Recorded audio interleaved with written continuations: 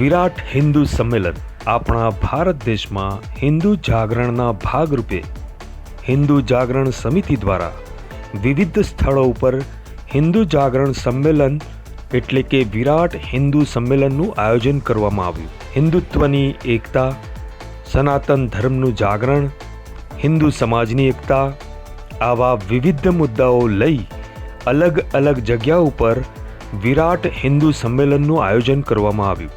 એના ભાગરૂપે આજે નરોડા ખાતે બે જગ્યાએ કાર્યક્રમ કરવામાં આવ્યા। તેમાં એક માધવ ઉદ્યાન ખાતે વિરાટ હિન્દુ સંમેલન અને બીજું પંચતીર્થ વસ્તીમાં વિરાટ હિન્દુ સંમેલનનું આયોજન કરવામાં આવ્યું। આ સંમેલનમાં મોટી સંખ્યામાં હિન્દુઓએ ભાગ લીધો હતો તેમજ મોટી ઉંમરના દાદા દાદી, માતા પિતા અને બાળકોએ ઉત્સાહભેર ભાગ લીધો હતો।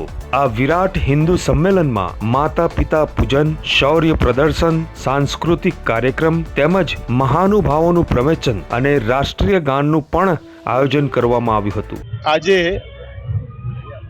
નરોડાના માધવ ઉદ્યાનની અંદર વિરાટ હિન્દુ સંમેલન આયોજન થઈ રહ્યું છે। દેશભરની અંદર આ પ્રકારના લાખોની સંખ્યામાં હિન્દુ સંમેલનો યોજાઈ રહ્યા છે। અત્યારે આપણો દેશ જે છે એ એક અમૃતકાળમાંથી પસાર થઈ રહ્યો છે અને રાષ્ટ્રીય સ્વયંસેવક સંઘને 100 વર્ષ પૂરા થયા છે। 1925માં એની સ્થાપના અહીંયા થઈ હતી, ડૉક્ટર હેડગેવારજીએ કરી હતી અને આજે 2025 100મું શતાબ્દી વર્ષ ચાલી રહ્યું છે। શતાબ્દી વર્ષ નિમિત્તે રાષ્ટ્રીય સ્વયંસેવક સંઘનો જે ઉદ્દેશ જે છે દેશભક્તિ જાગરણ, રાષ્ટ્રભક્તિ જાગરણ, હિન્દુ જાગરણ, સનાતન ધર્મ જાગરણ, હિન્દુ સંગઠન, એ જ આશય સાથે સમગ્ર દેશભરની અંદર લાખોની સંખ્યાની અંદર આ પ્રકારે વિરાટ હિન્દુ સંમેલન થઈ રહ્યા છે અને લાખોની સંખ્યા અંદર સમગ્ર દેશની અંદર હિન્દુઓ જે છે આ વિરાટ સંમેલનમાં ખૂબ ઉત્સાહથી ભાગ લઈ રહ્યા છે।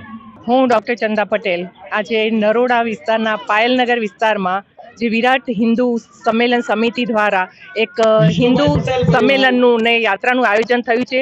તેમાં મહિલા શક્તિ દ્વારા એક વિશેષ કળશ યાત્રાનું આયોજન કરવામાં આવ્યું હતું અને તેમાં અમારી બહેનો અલગ અલગ વેશભૂષા કરીને અહીંયા ઉપસ્થિત થઈ છે, જેમાં ભગવાન શ્રી રામ, કૃષ્ણ અને અલગ અલગ જે આપણા ભારતીય સંસ્કૃતિની લીડિંગ મહિલાઓ છે તેના વેશભૂષા ધારણ કરી અને આપણે હિન્દુ એકતાનું એક ઉત્તમ ઉદાહરણ આ એરિયાની બહેનોએ પૂરું પાડ્યું છે અને સમગ્ર જગ્યાએ ભગવો લહેરાય અને મા ભારતીની જય જયકાર થાય અને આપણું હિન્દુત્વ મજબૂત બને તેના માટે આ વિસ્તારમાં અમારા થકી પ્રયત્ન કરવામાં આવ્યો છે। ભારત માતા કી જય, વંદે માતરમ।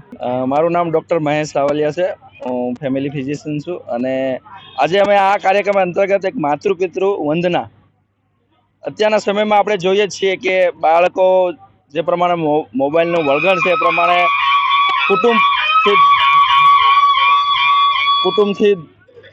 કુટુંબ જે આપણી કુટુંબ પ્રથા હતી એનાથી દૂર થઈ રહ્યા છે। તો આપણે બાળકો અને મા બાપના સાથે એક લાગણીસભર અમારે આ કાર્યક્રમ અમે કરીએ છીએ, જેમાં બાળક પોતાના માતા પિતા, દાદા દાદીની પૂજા આરતી અને પૂજન કરીને અને એને એક સંસ્કાર આપવાનું અમે આ કાર્ય કરી રહ્યા છીએ।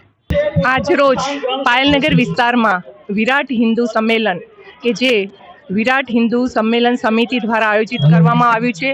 આસપાસની સમગ્ર સોસાયટીની બહેનોએ અને આપણા ભારતીય જનોએ એમાં ભાગ લીધો છે, જેમાં અલગ અલગ વેશભૂષા કરીને બહેનો અહીંયા પધારી છે।